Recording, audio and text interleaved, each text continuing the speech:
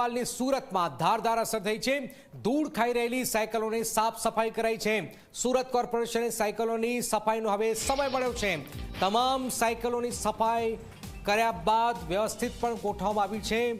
જે સાયકલો જે છે આપ જોઈ રહ્યા છો, સુરત કોર્પોરેશનની જે આ રનિંગ માટે જે સાયકલો એને અંદાજિત જે એક સાયકલની જે કિંમત છે 70,000 રૂપિયાની આસપાસ છે અને તે જે સાયકલ જે છે એ ધૂળ ખાતી હતી।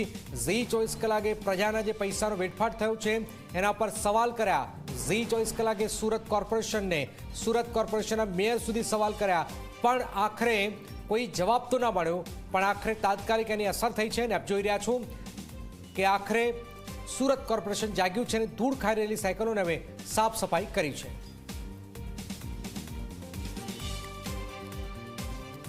સુરત કોર્પોરેશને સાયકલોની સફાઈનો હવે સમય મળ્યો છે। તમામ સાયકલોની સફાઈ કર્યા બાદ વ્યવસ્થિત ગોઠવાશે। ચેતન જોડાય છે। ચેતન, આ જે અહેવાલ બાદ પછી તંત્ર દોડ્યું છે અને હજારો સાયકલો છે, લાખો રૂપિયાની સાયકલો છે, શું વિગતો હાલમાં?